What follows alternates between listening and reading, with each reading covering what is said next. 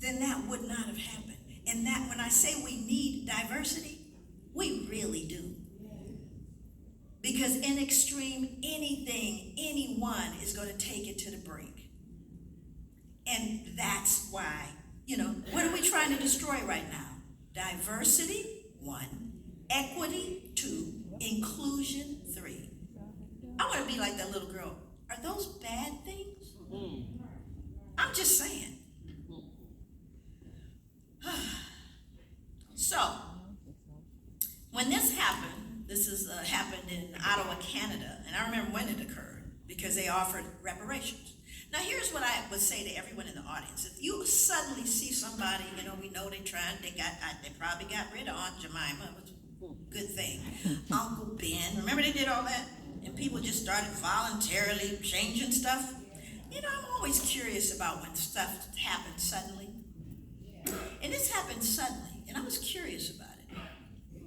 Now, I want you to also know that, the Pope went to Canada recently.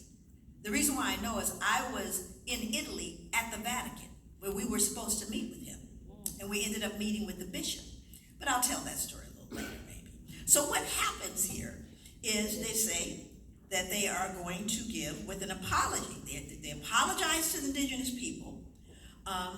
They gave $750 million to redress the problems caused by the residential school policy. So in my mind, as a social scientist, I'm going, why now?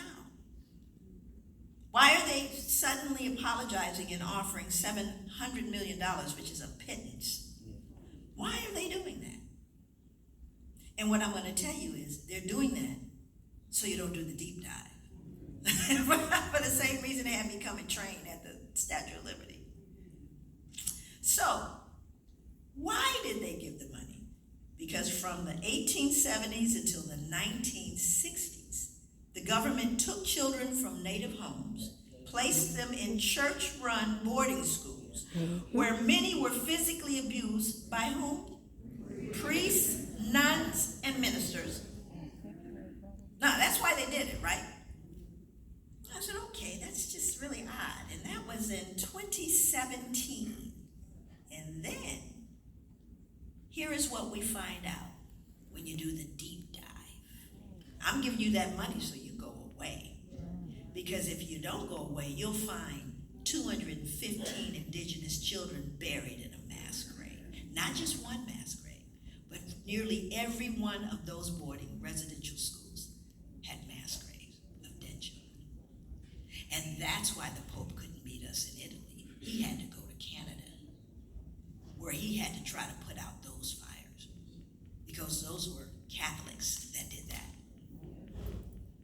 And so what I always say, when people are offering that, and there's one, I'm going to really try this time to get to, I'm really going to try to get to medicine, if I can, because it's an important space. Hence, I have no mercy or compassion in me for a society that will crush people and then penalize them for not being able to stand up under the weight. It's amazing, because that's exactly what happens to Black people and other people of color and oppressed people. Again, you break my leg and then you complain that I limp. You must wonder where I get 339 years. In 1526, Spanish explorers brought the very first enslaved Africans to the Carolinas. Slavery was made illegal in the United States with the ratification of the 13th Amendment, 1865. Thus, Africans suffered the indignities of bondage for 339 years, not 1619.